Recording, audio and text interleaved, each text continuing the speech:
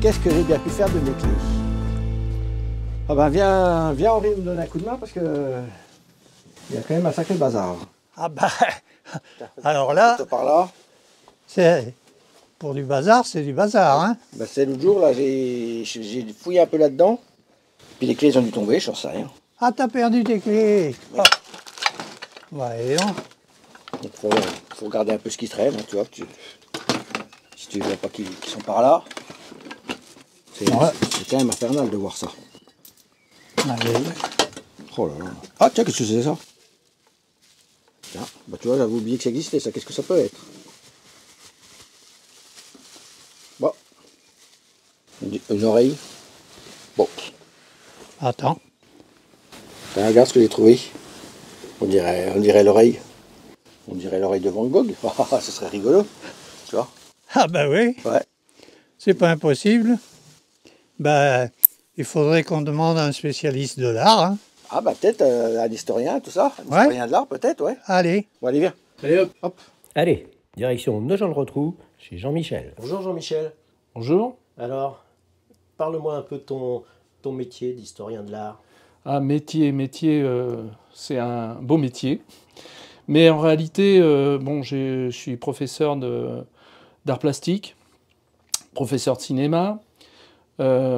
J'ai enseigné en lycée, en option cinéma, en option art plastique. Et j'ai toujours été intéressé par l'image, même tout petit.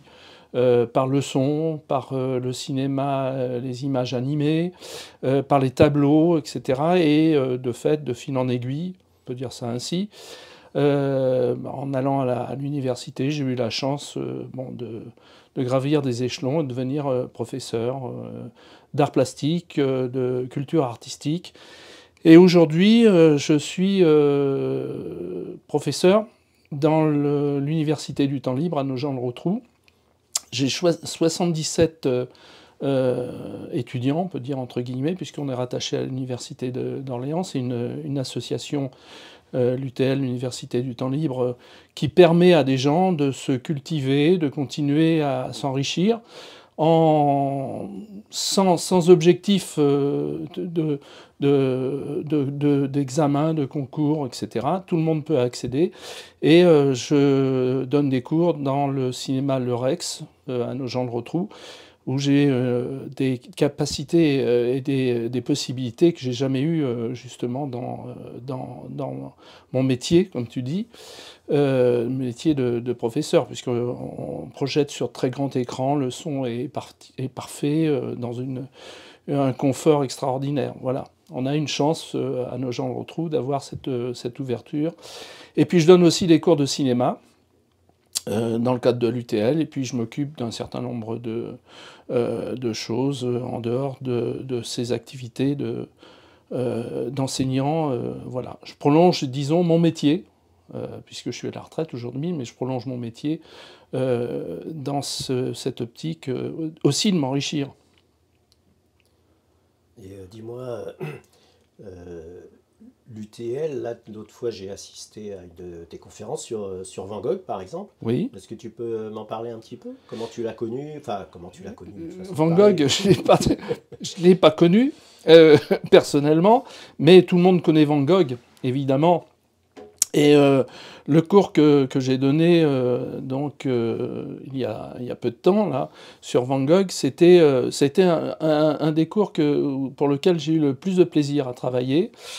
Parce que c'est un gros travail, il faut faire de la recherche, il faut se documenter, travailler avec des outils, les outils d'aujourd'hui, parce que ces outils d'aujourd'hui que sont Internet et puis l'intelligence artificielle, les possibilités qui s'ouvrent à nous sont incroyables. On n'avait pas, moi quand j'étais étudiant, quand j'ai fait mon doctorat et que j'ai commencé mon doctorat, que j'ai pas terminé d'ailleurs, parce que je me suis aperçu, j'avais fait un doctorat sur des artistes allemands et je me suis aperçu au bout de 3 ans que je parlais pas allemand.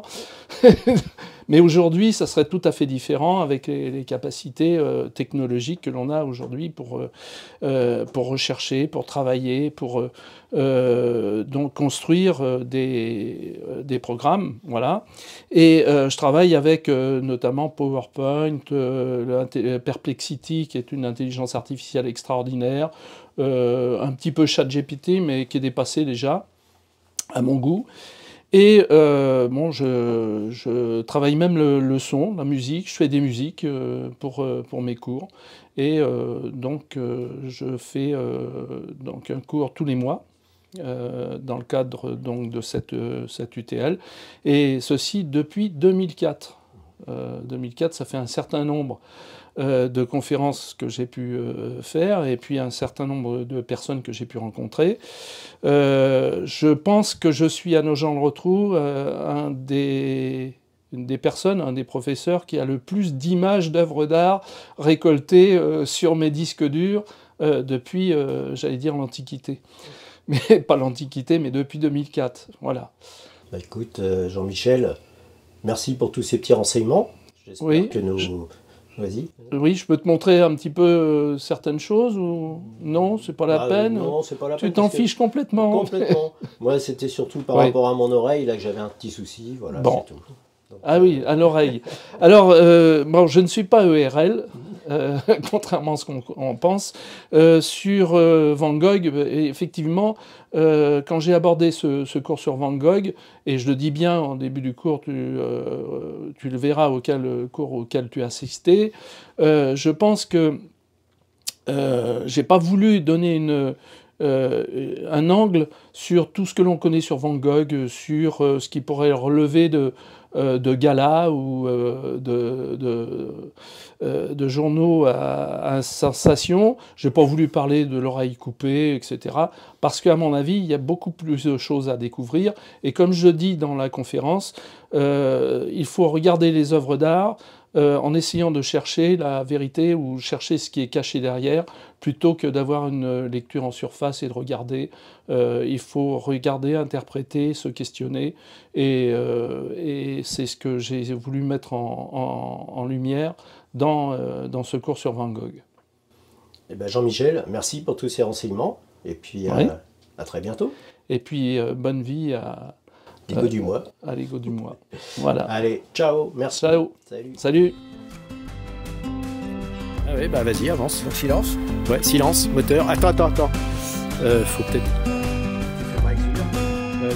si, mais...